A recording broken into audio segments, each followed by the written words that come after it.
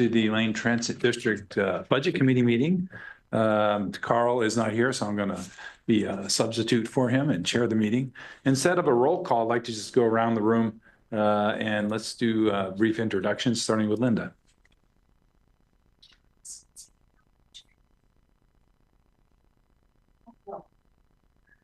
I worked here for 8 years as government relations manager. Welcome back. Fowler, this is my second budget meeting recently. Steve Wheeler, I think this is my 3rd year of budget committee membership. Thank you, Charlie Conrad. It's my very first meeting and former state rep for Oregon House District 12. Hi, I'm Pete Knox. I'm on the board of directors for LTD, and I represent downtown and the surrounding neighborhoods, or downtown Eugene, that is. And I'm Gino Grimaldi. I'm on the LTD board. I represent Springfield and the outlying areas. And I think I've been on the board almost 3 years now. Yes, I'm Gary Wildish. I was on the board for a number of years, and I represented District 6. Michelle Weber, this is my 4th year on, well, no, the start of my 5th year on the LTD board. And I represent the areas of Springfield that Gino doesn't.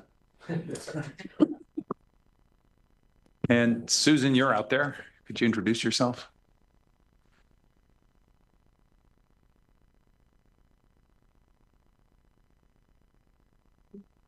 Susan, you're muted.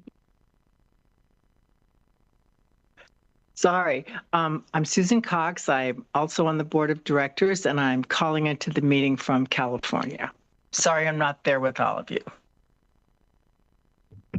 Okay, thank you. And a special welcome to all our citizen members for doing this. This is our first meeting of the budget season, and we'll start with public comment. Do we have anybody for public comment, either in the room? I don't see anybody, or online.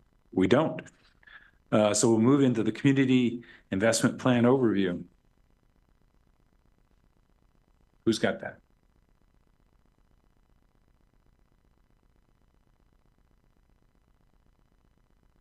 Why don't you introduce yourself for the folks? Yes, good evening. Matt Imlach. I support the facilities team, so I have the privilege of talking through our community investment plan.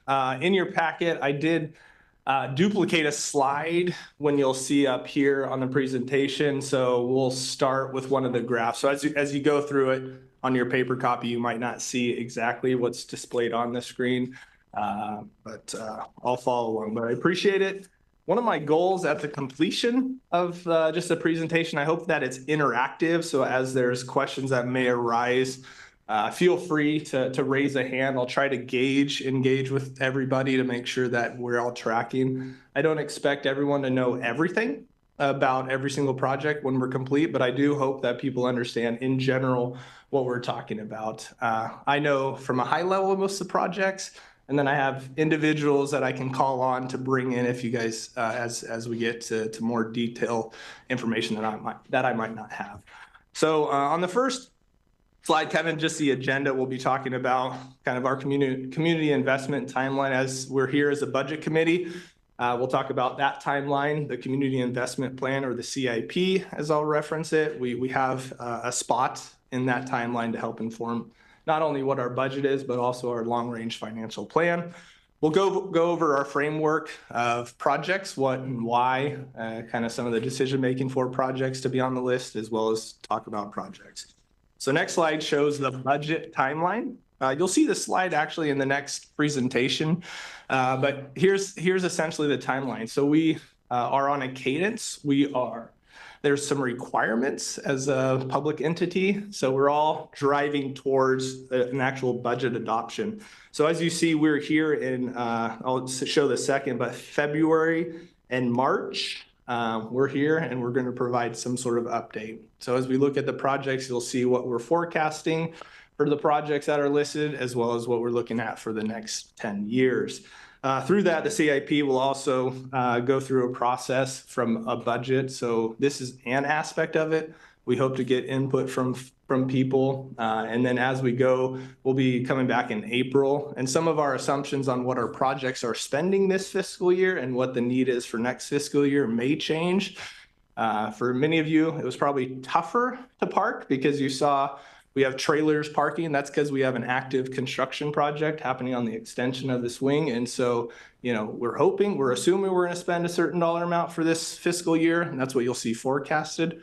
But that may change. Construction might be faster, construction might be slower. And so this allows us and the cadence in April to kind of rearrange and make sure our forecasts are accurate as well as what our future spend is. So let's go to the next slide. And this is our framework. Really what this shows, LTD adopted a policy in early 2020 timeframe just to kind of gauge and give us a kind of, here's our guiding principles. So there's a lot to unpack here, but really there's project proposals. People bring forward some projects that we have. There may be some, and you'll see some reflected in here that might be community brought forward projects. There may be some projects just on needs. So I'll just use an example is we have a project listed. It's the admin roof project. Not a great project in regards to like, wow, that's really cool, but our roof is relatively old and we're needing to replace it. And so that's what you'll see in the project. So some of the needs are just on life cycle. Roofs don't last forever. We wish they did, but you have to do regular maintenance. What we will call here is a state of good repair. So some of those are just needs that are arisen as a result of just operating this business. And then there's some vetting. We look through, does it make sense? Does it need to be pushed forward to be actually reflected? And then some actually find themselves on here, projects. Some actually don't make it onto the list as we're trying to figure out more and need more information. But then as we're looking at the far right column, there's an adoption process. This community investment plan, it is just a plan. There's no spend authority. So tonight, as we're having conversations, you may have some questions. This doesn't give us spend authority to just go out. The budget process in the previous slide that kind of shows that timeline, that's what gives LTD the authority to spend those dollars. I'll pause right there to see if there's any questions.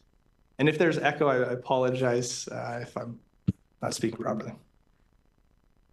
Perfect. We'll go to the next slide. And this is where the slide will be a little bit different. On your paper copy, you won't probably have this slide, but figured as kind of talking through it, let's begin with the end essentially. And what this really shows is the total dollars that we're really looking at. So we're breaking things up into a state of good repair. So what it takes, I referenced the roof. We know we need to replace it. We're not going to have it forever. So sometimes we need to replace it and we want to plan. Those are some state of good repair projects. The highest state of good repair projects are the one that has the most dollars associated with it is our fleet, which makes sense. We have buses, we need to replace buses.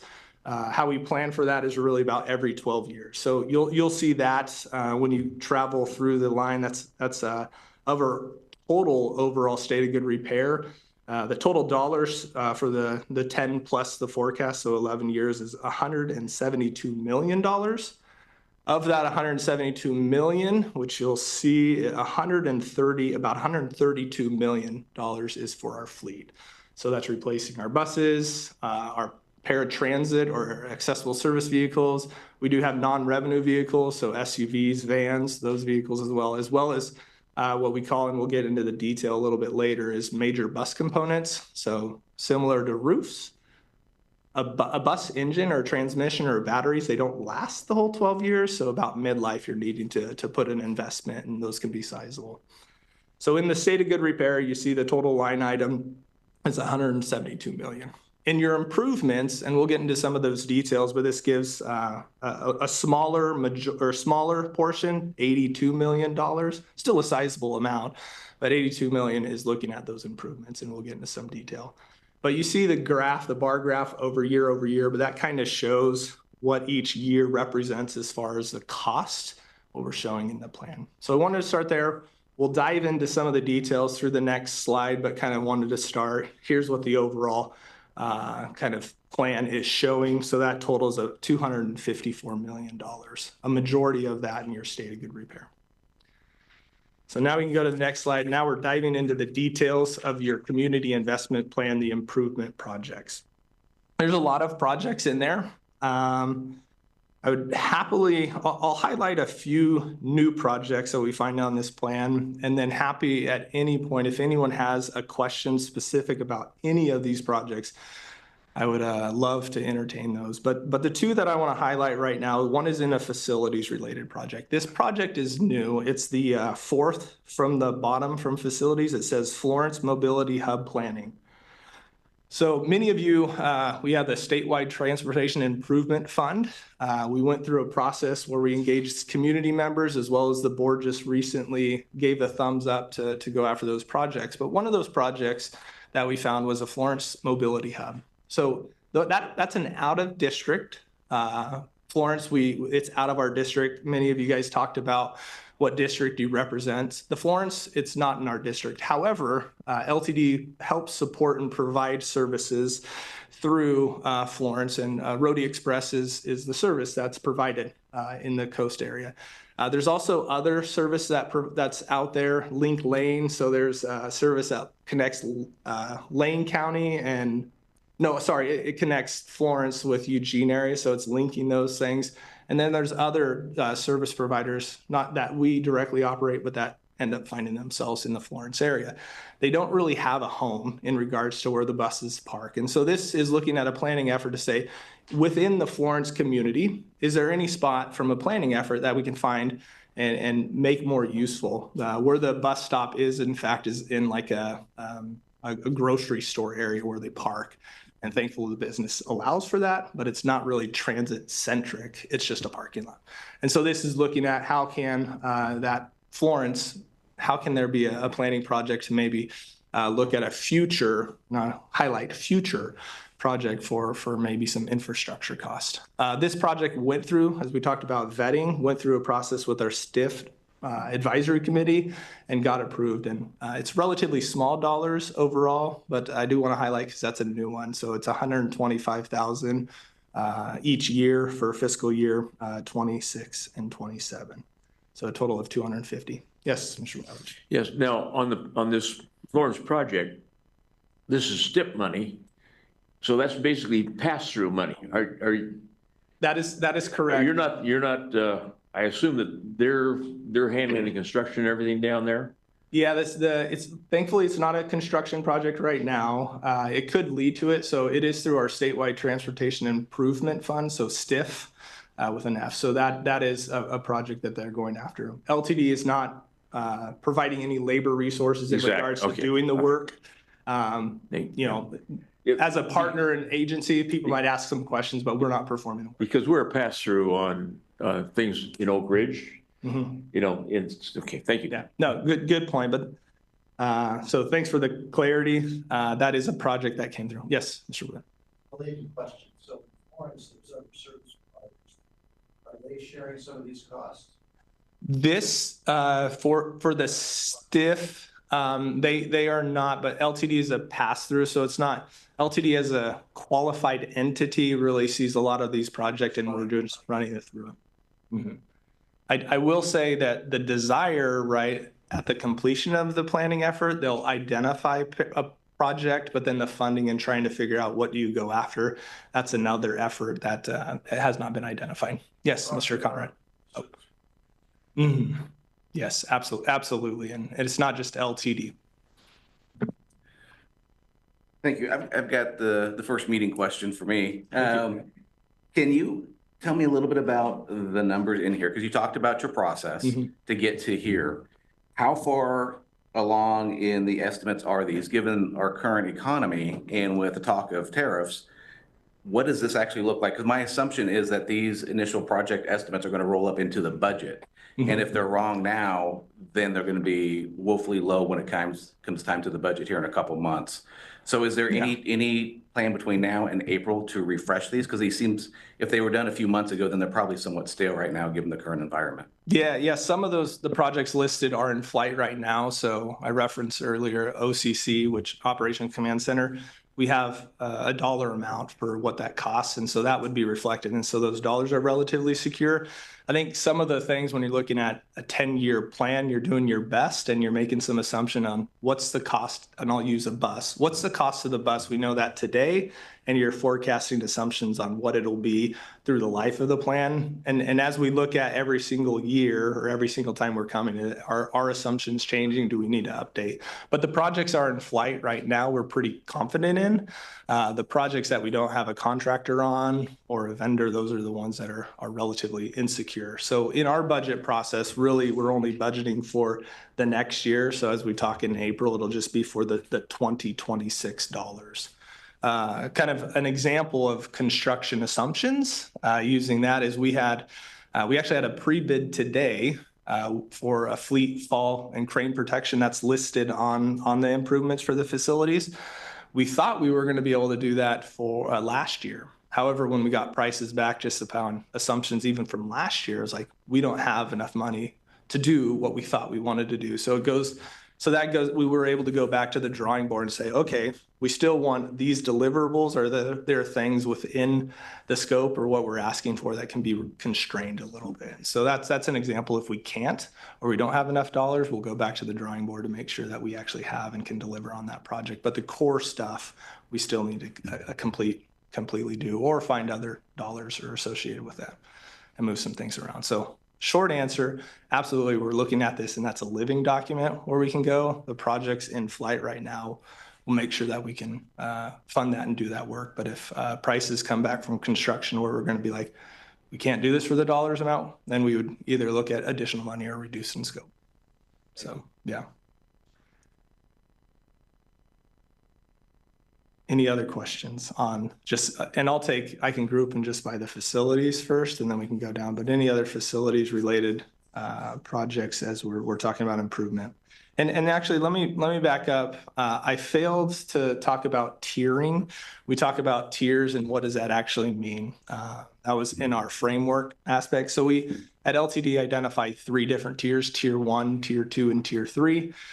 Tier 1 projects are the projects that actually have a secure funding, and we actually have a grant for that. So you'll see in that column just right of the descriptions, you'll see the tiers. So tier 1, and you see some of those facilities related. We have the funding, we have a secure grant, and we know those dollars are going to be utilized for that.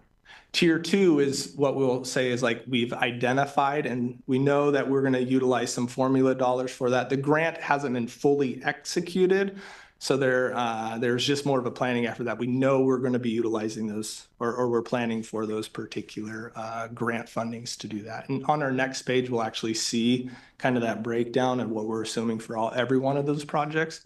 And then tier 3 is we have no clear identified funding source. And so on the first project, it's alternative fuels infrastructure. That's a tier 3.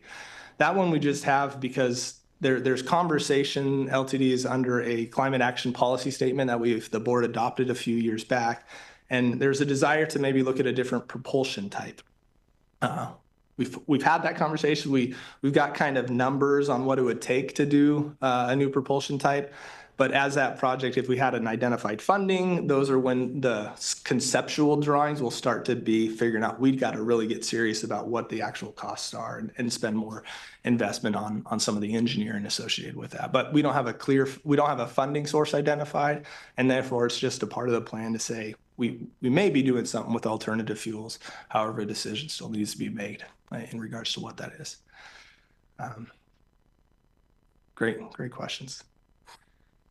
The other one that I want to highlight as a new project, it's under the Frequent Transit Network. It's the third one down. It's Transit Shared Mobility Integration and Modernization. So as we talk about tier 1 and tier 3, so the overall project value we assume is $3 million.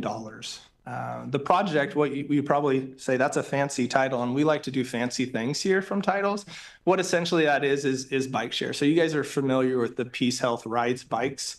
Through the STIF committee too, it's one of the needs is Peace Health it was kind of an anchor supporter of that program. They're no longer going to be supporting it like they have been, and so there's this need. And so going through the STIF program and talking with a lot of people, that has been identified as a need. And so they've actually allocated about $1.7 million for that project. And so STIF is on board for some of that. However, to bridge that gap of the additional dollars, about $1 million, I'll say, $1.2 million, we need to find a different funding source. And so you'll see that particular project, it's tier 1 because we have the STIF dollars, but also tier 3 because we don't know how, or we haven't clearly identified that additional funding source to do a wholesale replacement of some of those bikes and that infrastructure. So those are some of that was another new project. The STIF committee brought that particular project forward, and we're moving along, and that's why it's reflected in our community investment plan. Makes sense? Awesome. I'm going to get a drink of water, then we can go to the next slide unless anyone has any other questions. Yes, Mr. Wither. Really quick question. What is the system security plan? Ooh, the dollar amount here. What is that? What are you doing? That's a great, so safety and security. So system security, and I actually wanted to highlight this, so I actually appreciate the question. So as we're looking at categories, right, it's safety and security, and we see one project there. I just want to be very clear in the things in which we do from our project, we're always looking at safety and security.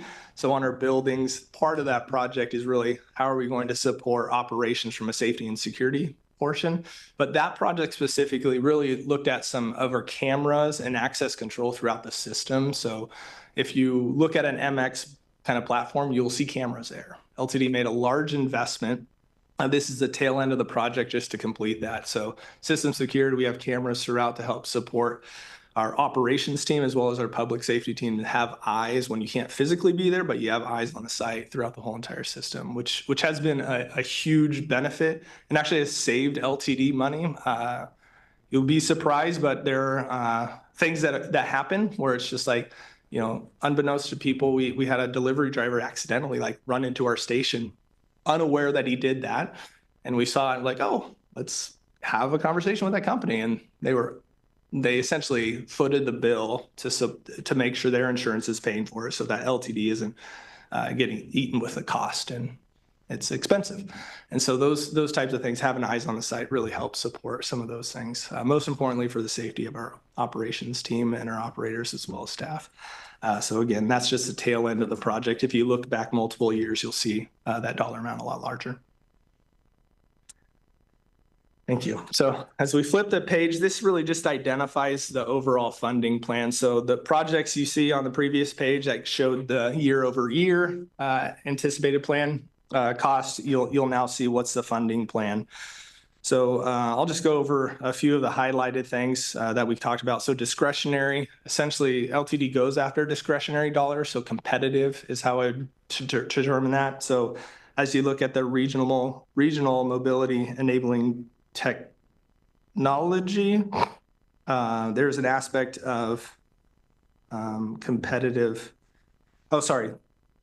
I should have highlighted that. I was stumbled. So the regional mobility and enabling technology, that was, if you guys were aware, LTD was awarded an FHWA grant. So LTD went after it competitively, and we were one of very few transit agencies globally that were awarded this. So we went after it, we were awarded this. And so part of that overall project of about $7 million, 5.2 of that is going to be through a discretionary grant that we were awarded. And so you'll see some of the discretionary funds. There's another one right below that is a trip planner. So of the overall project need, you'll see those particular breakdowns. So discretionary is we competitively go after it. Formula, federal formula is because LTD is a transit agency, we are recipients of federal funds. And so based upon a formula that we get just funds for that, which LTD gets to go after. I don't know, maybe next when Julie talks, you can ask her and drill her into more of those formula, but because we're a transit agency, we get formula funds. And so we can utilize that for capital improvement grants or operations. Other federal, those are sometimes actually for the one on the fleet crane and fall protection, it's congressionally discretionary grants. Earmarks is sometimes what you hear them as. So that's an option of an earmark that we have for the fleet fall and crane protection. So sometimes those grant funding sources come our way. Then you see other state, you see STIF, as I mentioned in some of the other projects, and then GF, which is general fund. So general fund dollars Typically on any project, you'll have to bring a local match. Sometimes that's general. Sometimes you can actually leverage some STIF dollars or local dollars to support and extend that. But those are some of the key project funding sources, and that's what what's being reflected here. The ones that are unidentified, that goes back to the tier 3. We don't have an identified funding source, and that's in the far right column. Next slide. So state of good repair, again, this is where the majority of our overall capital investment plan goes to, is keeping up with what we have. I have on mine a few projects that are new that I'll just highlight. The first one that is new to this plan is our Amazon station. For any of you that go out, we have a station out there. It's actually a leased land that we lease from the city of Eugene. However, it's our infrastructure, so we built it up. It's needing some TLC, tender loving care for those, but it's still functional. However, through our systems review, we didn't know if that station was actually going to continue to stay within the community or if there's another desire, but we just got done with our system review, and that's going to still stay around. And so now we're engaging, we will be engaging with the community on what that could look like. And so that's a new project. Because we don't have a funding source identified, we actually have pushed that out 3 years. And one of our part of our framework is if we don't have anything identified or planned, we're pushing that out until we can actually identify a clear funding source. So if we don't have a clear funding source for that, we're keeping it outside of the 3 years, partly so that, you know, we can get a better number in regards to making sure it's an accurate number. So you see $500,000 in that project, and that would be a building related infrastructure, removing what's currently there and bringing something new. The other one is the Eugene Station site work upgrades. So we just got done with the Eugene Station modernization, which really looked at the interior of the space.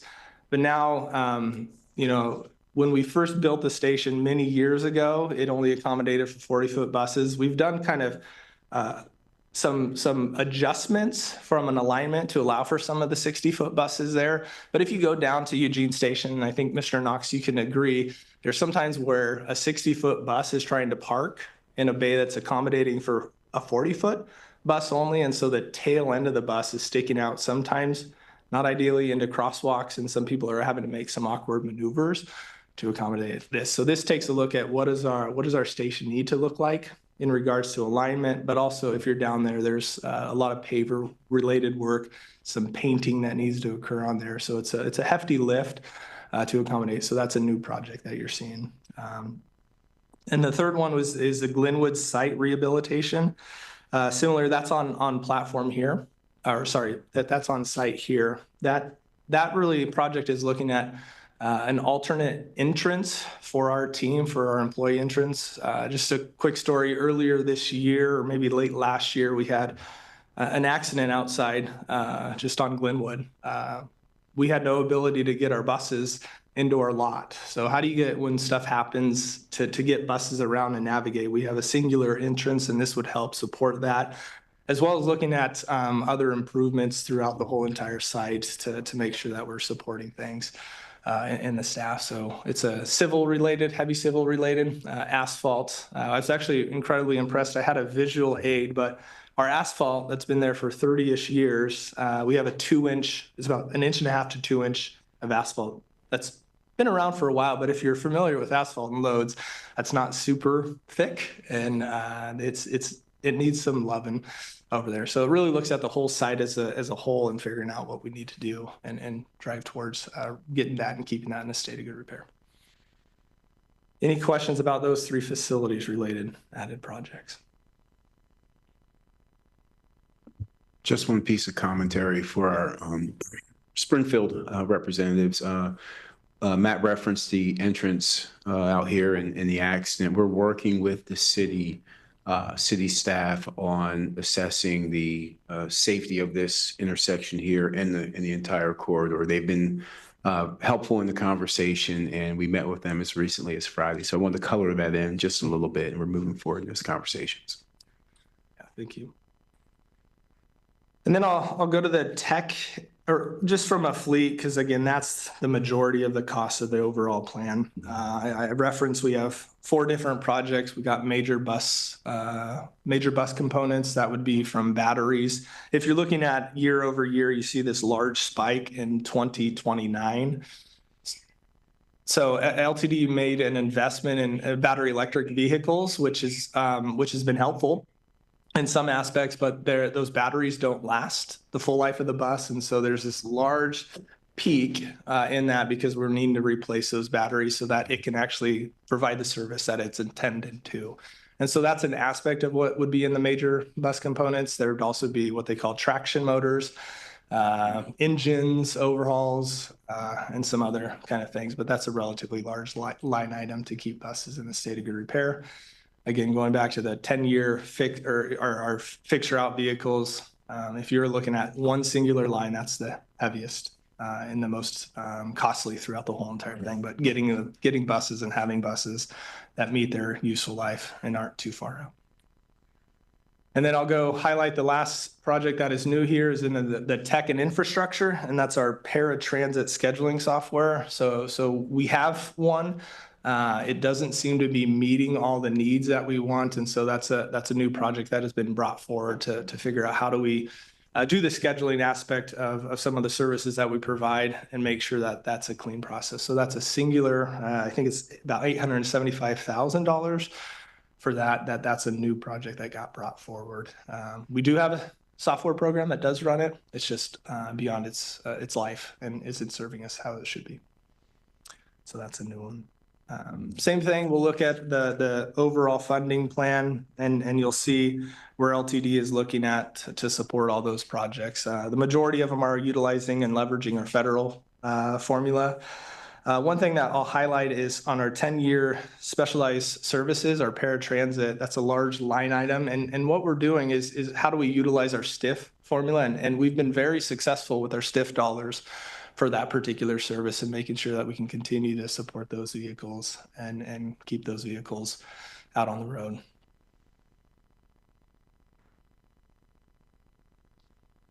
Next slide, unless anyone has questions. Great. So, we look, and LTD is very engaged with our partner agencies. Yes, Commissioner Raleigh. Before you skip over the funding plan, I'm not sure that this is a question, just a comment, an observation is that, we're only a few weeks into the Trump administration. Yeah. And at some point in time, I expect the Trump administration will turn to the federal dollars that are coming to agencies like LTD. And just causes me great concern, especially when we look at this list and we look at the replacement of the buses. Mm-hmm. I mean, if we can't replace those buses, we're going to have a difficult time providing service economically. Yeah, I think there's uncertainty around what's going on. I think transit historically has always been bipartisan in regards to things, but as far as what the future holds, I don't know.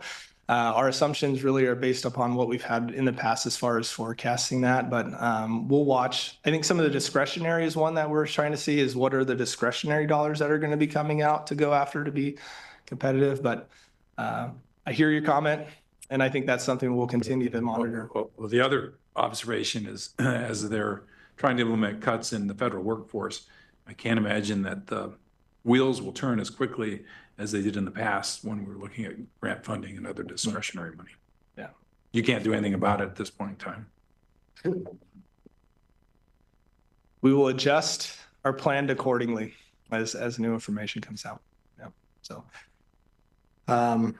and I think as we look at, and one of the reasons why when we're looking at tiering, like where we're pushing some things out, if we don't have an identifying funding source, is one, so that we can manage our own expectations on some of these things. And so if some of the funding dries up, I think there's a little bit of ability to kind of adjust assumptions, but that's why that tier 3 allows us to defer, knowing that we have to have a funding source identified before we bring it into that first 3 years. Thank you. So the next slide really is a partnership project. So we hear conversations. We know what's going to happen within the community. But some of those things that hasn't landed per se in regards to what could LTD's involvement with. I'm going to start with I have three kind of things listed on here. The first one is for those in Eugene, LTD is actually moving forward with what the City of Eugene Franklin Boulevard transformation. So they've been talking about this whole corridor transformation. It really looks from I-5 all the way to nearly, I'll call it Dad's Gate, but about 11th Avenue. And they've been planning for this. They've had much public engagement. And then they got some funding for that work. However, it's not enough funding to do the whole entire corridor, so they're stopping about halfway. LTD's engaged with the city on that, and actually we have a match, which was reflected in our improvement plan. The project is the Franklin, should know this at the top of my head, but it's the Franklin Raise Project Grant Match. So that's reflected in here. So that gets us to about halfway of that overall project, but the city wants to continue further west. And we know that that's their plan. However, they have to figure out what's that funding source and how can they get a funding source. So how that will impact us is likely there's two of our stations that could be impacted. I'm sure they're going to be coming to us and partnering, and it makes sense for us on the highest kind of density where we're serving that there's be some sort of partnership, but we know that's coming, and that's not reflected in the overall community investment plan, but that's could be coming down the future. We will stay engaged with our community partners on that and watch that progress go forward. Yes, Mr. Conrad. Just a quick question. I'm looking at the pictures of these and I see a number of traffic circles. Are those traffic circles the radius vetted so that not gonna have the same issues that they had on Main Street in Springfield and have the protests and go to court and everything that happened to kill that Main Street project? Yeah, this one's a City of Eugene process, so we're adjacent to it, knowing that will be. So I can't speak to all of their efforts on what could happen on their projects or what potential lawsuits could be coming or court. But what we'll do is be there, knowing that we have to continue to traverse bus traffic there, and when they need, we can do it. But we're not a part of the design in regards to how they're doing that and what the overall footprint is. But those are roundabouts. You'll see. I see. So let me on the first one where it says City of Eugene, I see one roundabout reflected in that. If we're going to the City of Springfield, I see 3 identified those circles, which would represent conceptually roundabouts. And the City of Springfield is continuing to do roundabouts, and actually they did recently secure additional funding to do another roundabout on Mississippi, which is just east of what their current infrastructure is. So those are 2. City of Eugene is doing their thing. City of Springfield is doing theirs. They're not completely connected as far as a funding source. They're still both seeking funding. So, yeah, thank you. But that does lead into the other one. So LTD, if you're going down the Franklin corridor in Glenwood or the City of Springfield, we have 3 kind of hubs or stations. We have the Glenwood, we have Lexington, and then we have McVeigh. We have had to upgrade the McVeigh station as a result of the earlier roundabout that they did. They are going to be getting into Mississippi. They let us know a couple weeks or about a month ago that they got additional funding to do that additional roundabout. It will impact one of our stations. It's a Lexington westbound station. And so we know that there, as they continue westward, it will have impacts to our stations, and we want to be informed and in some dialogue so that we can also plan if there's a capital cost coming to LTD. Yes, Mr. Wildish. Yeah, make sure that the City of Springfield recognizes the fact that you're using 60-foot buses and not 45s. Because I was on the board when they did the first 2 roundabouts, and they go, "Oh my gosh, I didn't realize." Yeah. And what a disappointment that was. And the thing that's unfortunate about it was talked about before the design. LTD had informed them as to how they were going to use it, but it wasn't happening. So just be careful. Yeah, I think, straight lines are always best for transit as far as frequency, safety and stuff. And so we are communicating that to our partners, and then we'll allow the chips to fall, but we're engaged. Sorry, Commissioner. To your point, we met with Springfield staff last Friday and had this conversation, both Dave Roth and I, and they're well aware of past, education from the past, and we'll move forward together. We'll impact a couple of our stations. We did commit to making sure that we had good outreach alongside with city staff, letting them take the lead, but supporting all the way. One comment to Mr. Conrad's question around the City of Eugene Franklin Boulevard project. Yes, we have heard from business owners already about the roundabouts, and I know the city is in conversation with those business owners. The part of that project that's critical to our service that Matt was talking about is double tracking. There's a point with MX where they kind of do a weird dance and they get in one track while one waits. The double tracking in that area is a safety component, a safety matter. That area has quite a bit, as you know, foot traffic, big trucks, big fire engines. So the evolution of the roundabout will be interesting, but we are not in control of the street design. We'll run our vehicles through what's designed there, but as Matt said, we very much prefer straight lines. Yes. All right, and the last one that I have is enhanced corridors. So some of you are aware, LTD engaged in a multi-year partnership with the City of Eugene, what we call Moving Ahead. And from that effort, Moving Ahead effort, we looked at the plan looked at 5 different corridors, and then some of the corridors, it was looking at a no build, what they call an enhanced corridor, or an MX. And so through efforts where we currently are today, 4 of those corridors, they are Highway 99, River Road, MLK Boulevard, as well as Coburg Road. Those are enhanced corridors. So the plan is, it didn't say exactly how you're going to do that, but it did give kind of the groundwork for what that could potentially look like on those particular corridors. So we know that there's going to be additional conversation that the City of Eugene is going to be leading in regards to that we'll be partnering with as appropriate to look at some of those corridors and what that could look like for adjustments in the infrastructure. So those are really looking at partnership projects on the horizon. We don't have all the numbers. I didn't feel comfortable reflecting those numbers because a lot of decisions could impact that, and it wouldn't really be as pertinent to the conversation because they're all unidentified in regards to a funding source. But we know that, we're tracking with that, we're partnering, and just again, kudos to Mr. Dave Roth, a great asset to LTD in regards to the connections he's having with other city staff in regards to keeping LTD's interest on the forefront. So we'll jump to, again, the slide that we started, or one of the earlier slides that we looked at. And again, just an overall picture of where we're at in regards to funding. I guess I'll highlight on 2021, there's this major dip in what we're showing. And as you look at the graph, as you're starting to see colors, the major reason why is that year doesn't have any bus purchases. And so we aren't anticipating a bus being brought. And so that's why there's this large drop as far as what we're forecasting or planning for cost in that year. And so I just want to highlight that and why you see this large shrinking of the dollars. But as bus builds get online, those assumptions on when they actually will arrive consistently are evolving. And that's why we look at this as a plan and a living document that we continue to bring back before this body.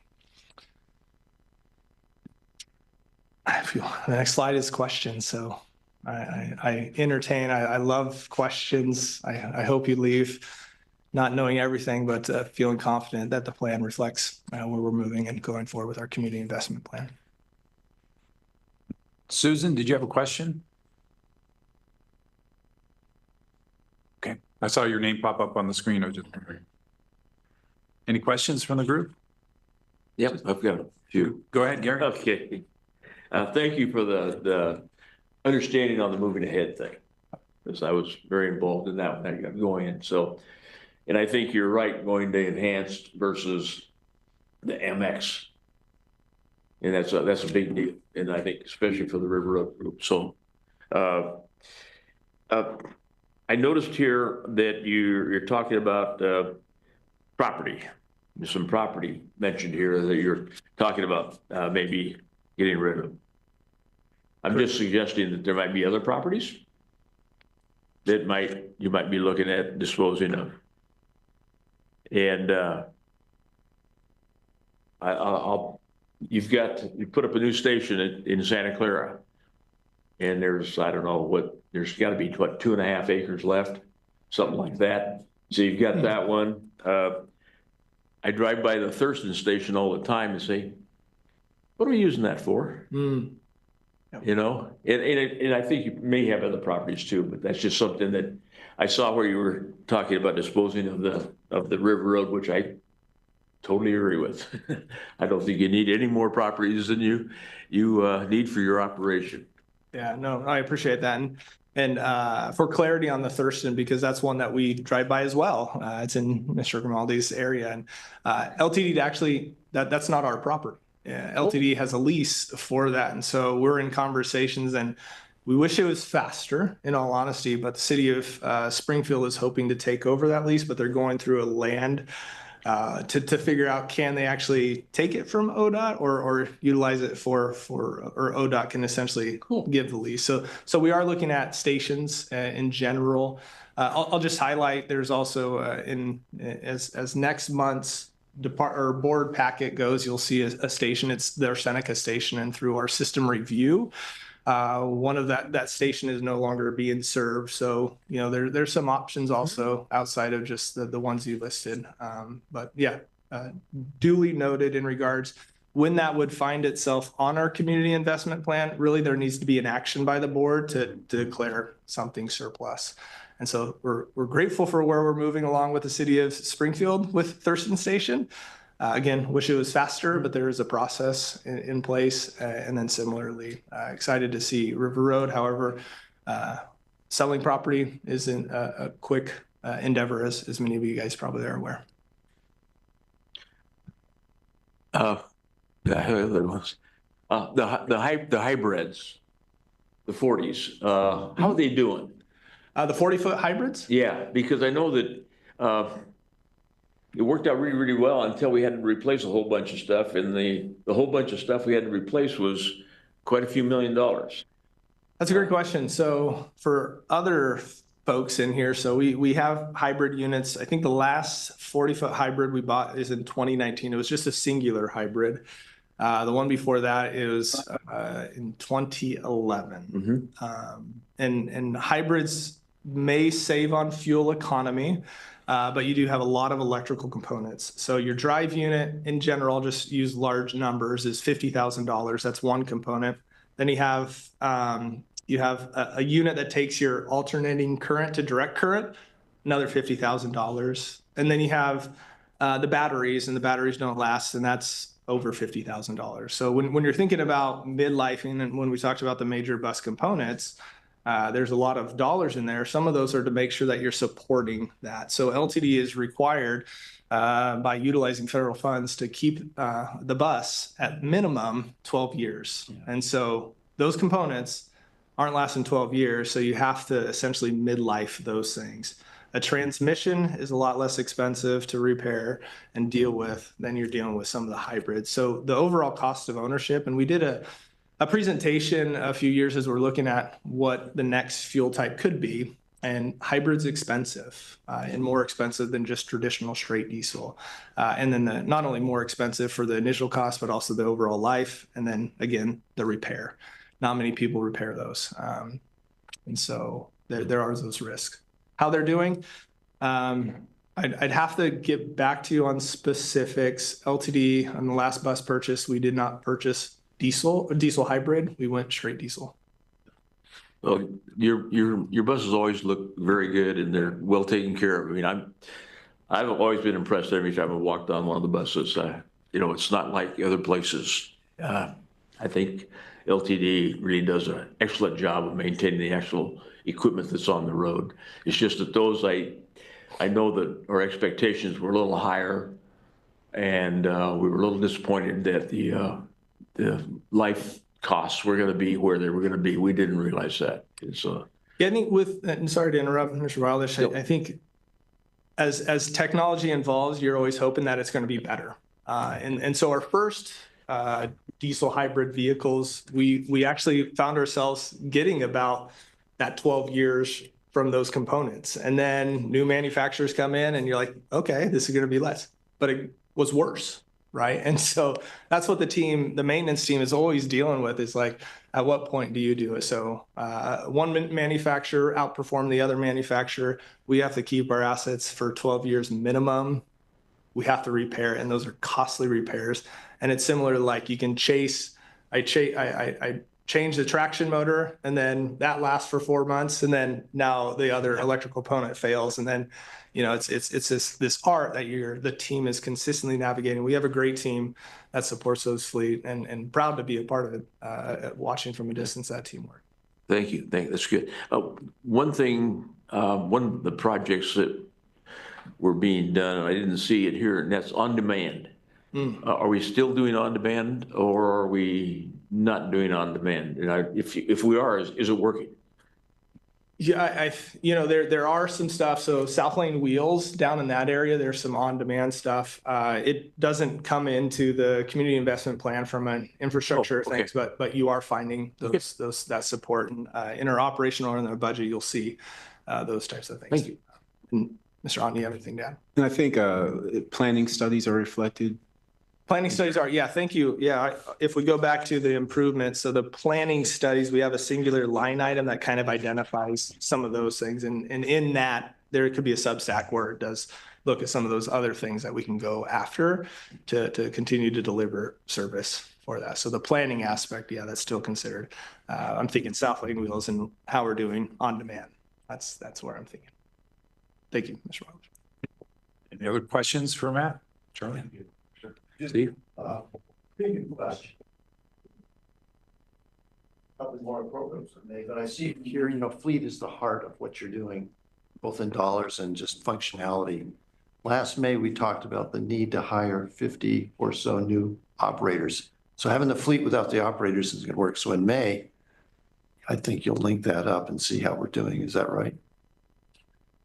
We continue to hire operators. Last December, we had to cut service last year because we didn't have enough operators. We were Right, I working remember too much. that. Yeah. Last December, we were able to add back 8% in terms of revenue hours. Revenue hours. I want to make sure I'm right. Because we had enough operators. We continue to scale up. So our HR team, our training team, and our scheduling and planning groups are all synced to look at, how can we scale service back up as we have the numbers. I think we have an operating class in right now of, what's the number? I heard 15. It's a big number. But I don't know. Yeah. Let's go with 15 plus or minus a couple, right? Yeah, but that will help us to match those to the capacity. It does no good to buy all the buses without people to drive them. Yeah. Thank you. Quick question. I live in Dexter, so the rural areas, I don't see any rural infrastructure projects. Is anything in Cottage Grove, anything in Oak Ridge, anything in Lowell, Dexter, anything in the rural outlying areas that are slated to have some infrastructure upgrades? It's a good question. I will point, as far as like buildings or stuff, no. However, there is a project under the State of Good Repair. It's the fixed route infrastructure rehabilitation. So this is one where we've been tracking, but there are absolutely improvements that we can be doing in regards to that ancillary thing. So, part of this project would be looking at what does a bus stop look like in some of those areas to make sure that from an accessibility standpoint, it actually meets the particular requirements or code requirements. So that project does look at some of those things and what we'd actually need. So LTD has a service policy in regards to what added infrastructure would be added. So I'm thinking a fixed route shelter that some of you guys see, bench stops, bus poles, and so we'll look at that and figure out what could potentially occur out in those areas. Can I ask a quick follow-up on that? Mm-hmm. So if that's going to be looked at, yeah, how soon would something hit the budget? If it's looked at over in the next year or two, are we like 3, 4, 5, 6 years out? conceivably before something would actually happen to help our rural areas? So looking just at that project specifically, so we're looking at it and then trying to really identify, we think the planning effort is going to take some time. So we have 1.6 million identified 3 years out, so in fiscal year 28. However, if something surfaces, like we need to go address this for some drastic reason, we can utilize dollars to do that. But from a planning effort, we know that we need to identify all those things. What does that look like? And just the on-ramp probably will take a period of time to then start going after kind of the strategically what needs to go after, because we know we can't do it all at one time, but we do want to go after the most important ones and the ones probably that need the most attention. So not 3+ years, according to what we're hoping for. This effort hasn't been solicited, but next fiscal year, we're planning on going after that as reflected. If I could, Mr. Conrad, the rural service is top of mind for us. A few years back, LTD went to LCOG and asked them to manage most of the rural services. We are in conversations with them frequently. Again, you're going to hear this name all the time when it comes to planning. Dave Roth is working with the LCOG team to answer the question of where are the overlaps between what we do and what they do. How can we make sure we're running efficiently and get more service on the street? We have been looking at on-demand programs in rural areas. We're looking at kind of expanding one through the STIF program, which would look to spread an on-demand program to other parts of the county. Those aren't reflected here because the capital nature doesn't really exist for the on-demand types of services. But we are working with South Lane Wheels also to take a look at how we serve the county. The important piece is that we're really matching what we do to like United Way does that ALICE report, the asset limited income constrained employed report, and we're looking at those key areas and how do we serve those. And those efforts aren't necessarily reflected in this. Some of the planning studies are. The big planning study where that will be talked about a lot is in our long range mobility plan, which we're in the process now of kind of getting off the ground along with ODOT. So that's that's top of mind. It's not 5 years out. It's not 3 years out. It's in the now for us to understand how to provide better services. And we're focused on that keenly. Sure. Other questions, Linda?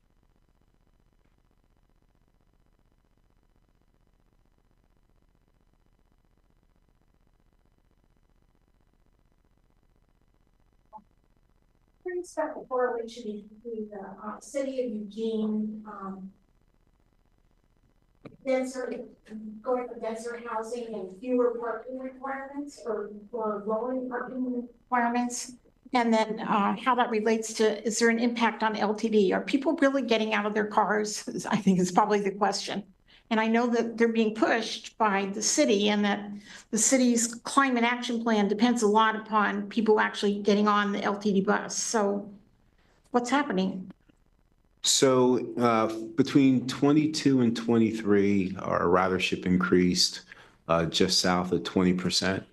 Last year it was 6%, and right now we're about 1.3%. That long-range mobility study we talked about will help inform that on where we need to put more frequency. We found out that, the more, it's almost, if you build it, they'll come in some areas. The service that we run to Florence, that was increased. The amount of service was increased and the ridership has gone up tremendously, north of 50% on the ridership. So we see that there. We did a comprehensive operations analysis that recognized some other modifications to the service. But to your point, the densities and the limiting of parking in conjunction with more frequency of service should lead to more ridership. So that's what we're looking at. That's how that would impact us. And back to Mr. Wheeler's question on, making sure that we were able to match the amount of operators to the buses to meet that demand is where we are right now. Thank you. Sure.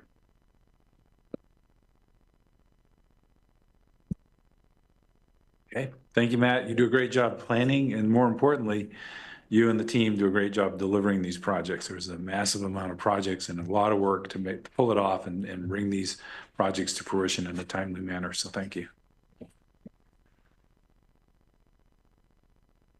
Moving on to the next item, we have the overview of the budget process for next year. I think Julie is going to present that.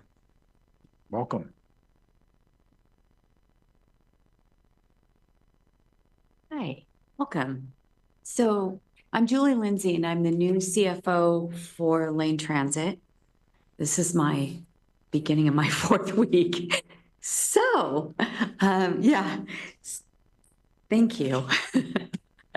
I've got a great group of people around me that'll help, is what I have found out. Okay, so tonight we'll be just talking about the planning piece, kind of the calendar of how we go from starting the budget process to getting an adopted budget by June 30. Okay, so key documents. Let's see where we are. Okay, good. Key documents. I'm going to introduce you to the 3 key documents that create that foundation for our budget. Then we will talk about, I know Matt showed the timeline. We'll go back and I'll give you a little bit of the timeline in more detail. We're going to look at some budget assumptions for the general fund, and then I'll end with just a summary and then questions if you all have questions. So next slide. Thank you. All right. So key documents. As we start putting this budget together, what we're looking at is we're looking at the strategic plan. So this is a plan 3 to 5 years. It is not updated every year, but updated every 3 to 5 years. And so, you know, that'll bring in some information. We're going to take the CIP that is updated annually, move forward. We'll take the estimates for all those projects. And then we're also going to be looking at our long-range financial plan. So that's a 10-year look. A lot of it is estimates in the years out, but we update it every year and we put a lot of information in there. We're taking all 3 documents and putting our budget together. Okay, so questions on that? Yeah. 2023? Yeah, I'll jump over here real quick and help out with that one. Hi, I'm Amy Reichert, our Chief Performance Officer. I lead our strategic business planning process. And we actually do, so we did a formal strategic planning process 4 years ago now. We do refresh that annually, and we just went through that process. So we just looked at our tactics and tracking priorities and all of those things recently. So, yeah. All right, and then CIP. Linda had a question. Julie, who approves the long-range financial plan? So from what I understand, it ends, the board will approve that plan in June. Okay, no appropriations are made with it. It's just the approval of the plan. All right, so next slide with our. All right, so this is kind of the calendar that we've put together. So we're at February 11th. Okay, so we're going to review the timeline, and then starting, my finance director is actually at training. Once she gets back, we're going to be starting putting the budget together. We currently have all of our department managers are working on their individual budgets, and then we're going to start compiling that. So we have an internal process. We'll go through a draft budget, and then we'll go through around April 8th, we'll have a proposed budget.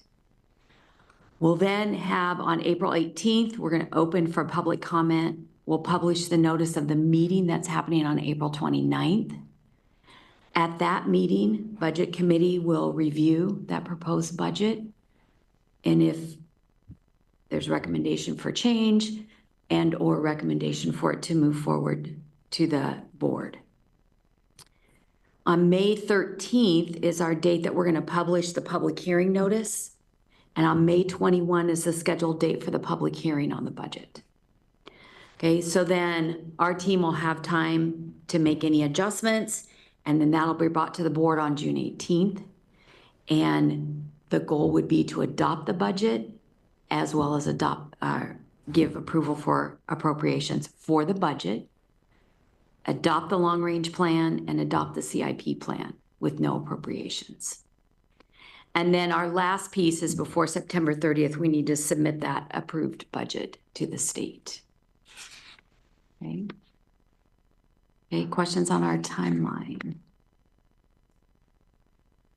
All right, so next, okay, so this slide here, we have basically, I want to look at some assumptions that we are using to build into the general fund resources. So these are our main areas where the resources are coming in, okay? And I'm just going to highlight some of our assumptions. So fares and passes. So this is about 6% of the revenue.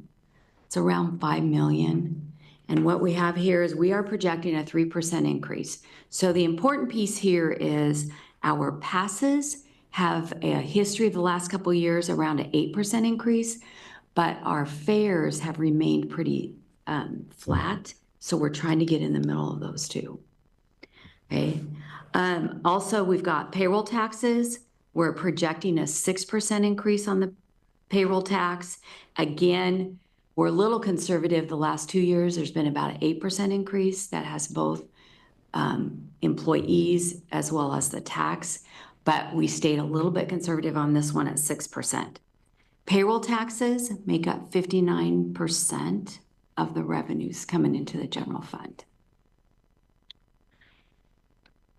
So we are also using federal assistance. So I've got the ARPA and CARES. I think Pete has a question.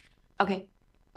Yeah, it's your first two things there, the fare and passes you have going up by 3%. That's just for fares and passes, not for group pass, right? Yes. I apologize. I'm not sure if that includes group passes. Yeah. So the whole thing, my big it question, is, it does.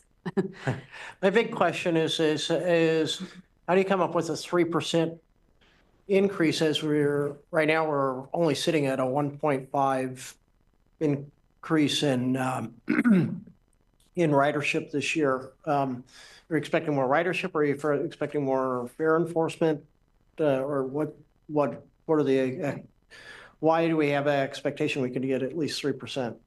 So the passes, the group passes have been increasing at the 7% for the last couple of years, and the fare slight increase. And so the 3% is balancing that out. So changes in fares, increase in ridership, we stayed at the very conservative level of projecting that. So we've put those two together in this particular projection. And the other thing about the payroll tax, this year is the last year that we get the automatic bump up in payroll tax percentage. That's correct. Then subsequently, we're going to have to rely on business paying people more.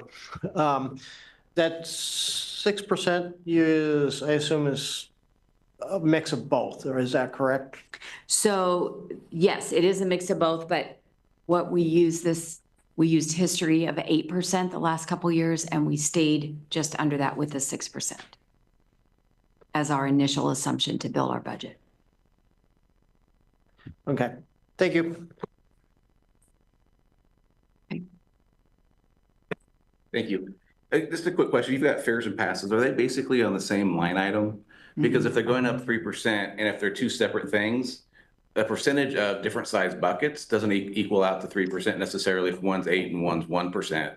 But if they're equal size buckets of revenue coming in, then an average makes sense. So if you can help me out with that. Yeah, they're actually very similar. Okay. Thank you for your question. So we have a 2.8 on the fares and a 2.1 million on group passes. So they're very similar. So so we had put those two together. Okay. If I could, I appreciate your questions, Mr. Knox. These are questions of a bus rider. These are questions of a bus rider. In terms of the fares, I do want to address one thing. We are putting fare validators on our MX buses. These are devices where someone taps and it collects the ridership amount, make sure that the fare is valid.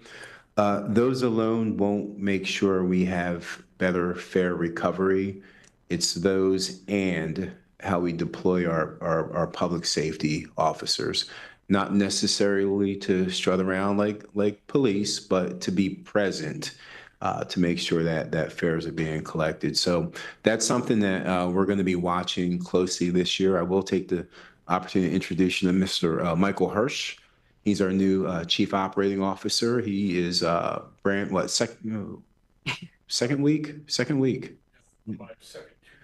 Yeah, second Tuesday. So both he and Julie are both learning where the restrooms are around here, and we're trying to help them with that. But that's going to be a thing for us in the coming year to make sure that we're really deploying in ways that help us to really collect our fares on that. MX is a little different than our other service. It is a bus rapid transit line, which has components of rail, but without the turnstiles. So making sure that people are paying their fares is critical on that, and that will help us with that fare recovery. So more to come on that, but I appreciate that question.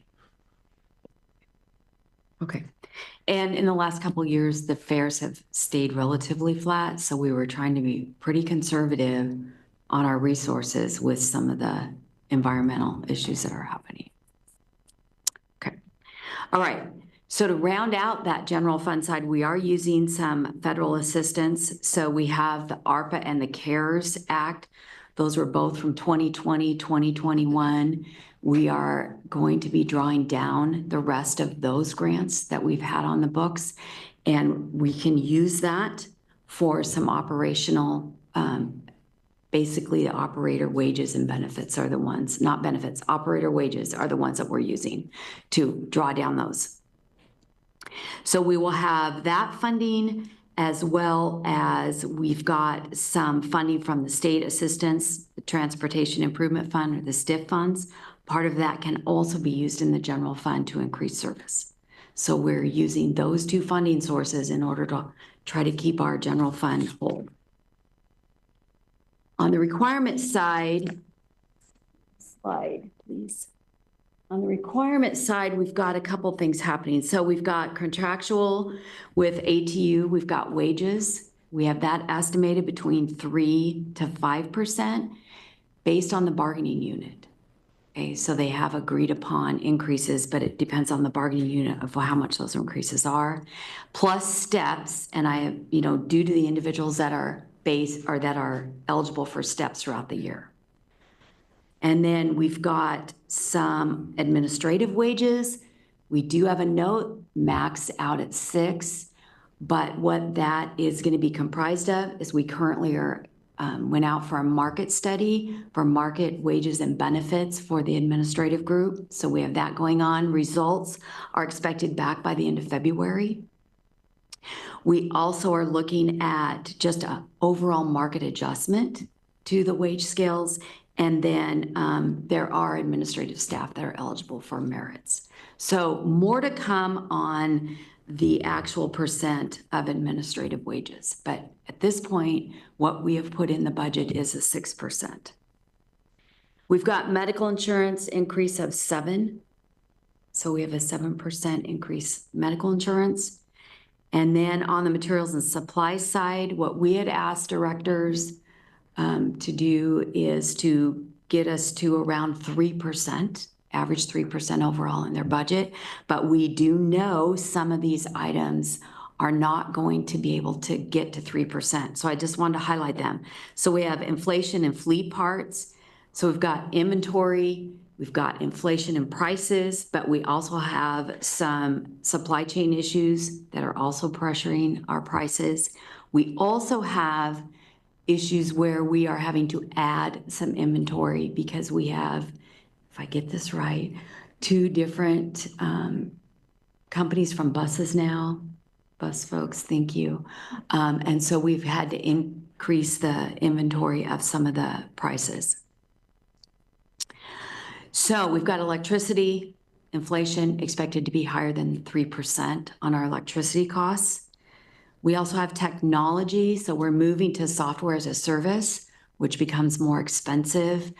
And we're also in the middle, we've got a technology plan. We're in the middle of upgrading quite a few systems. Some of the couple big ones for my team was the finance ERP is still in its phases of being updated. And then we also have one coming up, which is the operator scheduling system is going to be updated. And that'll be in part of FY26. Then we have insurance and risk services. So we have seen double-digit increases in the last couple of years. And then the other piece that was added in 25 was the paid leave Oregon. So we were able to put that under insurance as an alternative plan versus paying the state for that program. So there's been quite a bit of increase in that insurance and risk services line. All right, so overall what we have is we have resources. While they've been increasing, they are not increasing at the same rate as our requirements. And so we are covering those general fund shortfalls with the use of the federal and state funding as much as we can. We've got department managers are working on keeping their M&S budgets, materials and supplies, at the 3% level. However, that is besides the ones that I had just highlighted. We are starting to see some of these budget projections now, and there may be more that are coming in at slightly more than the 3%. And then personnel services and recruiting and market inflation continue to be a challenge in some of our budgeting pieces. Okay, so with that, I will open the floor for questions, more questions. Questions? Gary? Yes. On the insurance, are we self-insured on liability?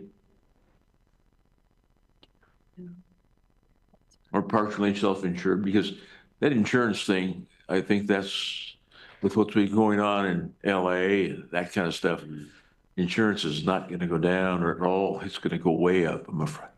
That's going to be my concern. And I think that's one of the ones that pretty hard to guess at. You know, that's a tough one. Yeah, so we will respond. So my finance director and then our chief of admin, which has HR, would have more information on that insurance. Okay, thank you. Yeah,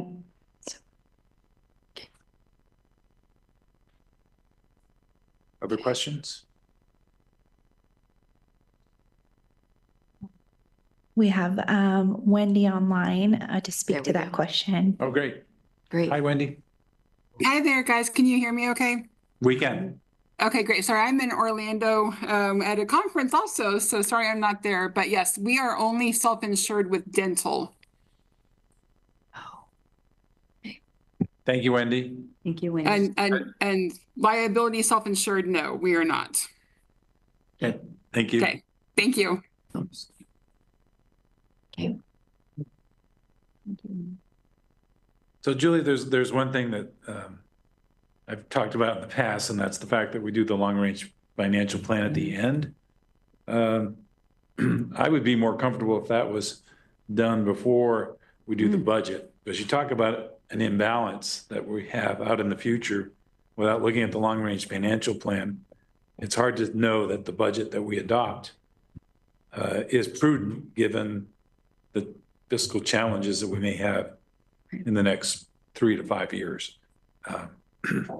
It's a wish at this point in time, but that always concerns me that I'm adopting a budget that I don't know what the impact is long term.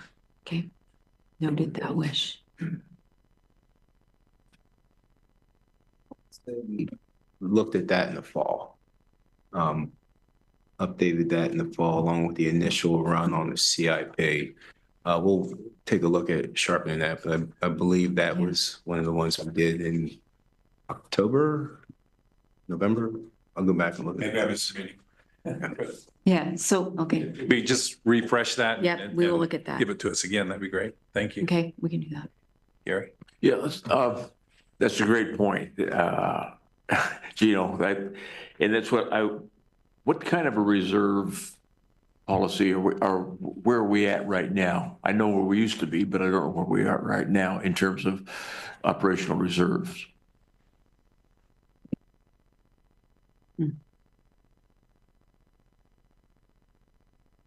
So we have a reserve fund as one of our components.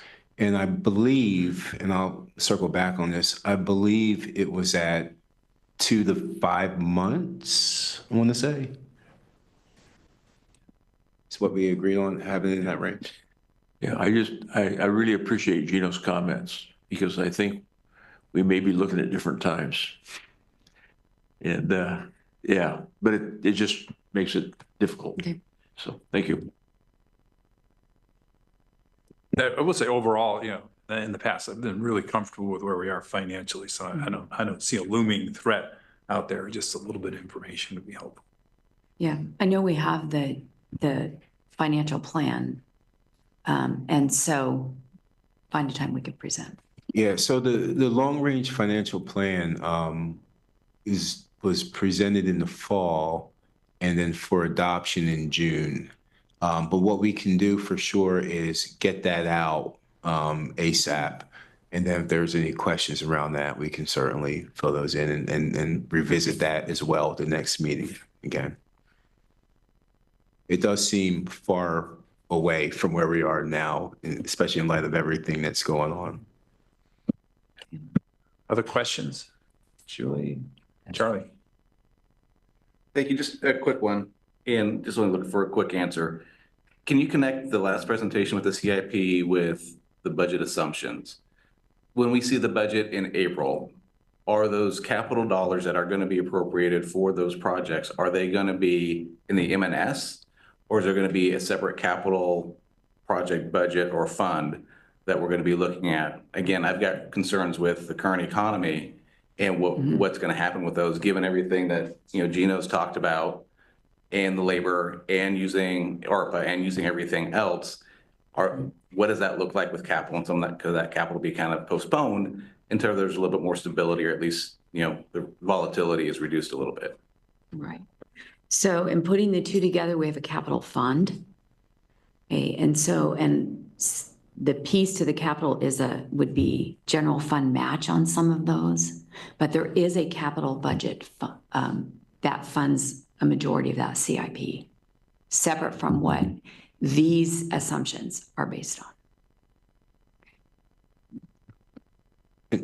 Again, if it's helpful to the board and to the committee, in light of where we are, we certainly can look at doing things differently, breaking those out on what capital projects are reflected in the budget and where those funding sources are and any updates on how that's going. We've been tracking the executive orders and all the changes that are going on in Washington. I got to be honest with you. I can't track them every day. Otherwise, I'd write you a memo every day, sometimes every hour. So our lobbyists are doing a really good job kind of digesting what's going on for us. Our national association, the American Public Transportation Association, just started a separate website with all of the different executive orders and what those mean. So stay tuned on that. But I think that is super helpful and a good suggestion, again, in light of where we are, to make sure that we have the most up-to-date information and provide the level of certainty that we have that those funds are going to materialize. So we'll certainly take that in advisement and deliver. Okay. Well, Julie, very good job for somebody who's only been here a few weeks. That's amazing. Thank you very much. Great presentation. And any final comments? I will say that if you do have questions about anything that's happening at LTD between now and our next meeting on April 29th, I'm sure contact Jameson or other staff to get those questions answered, and encourage you to dig in as much as you want. Steve?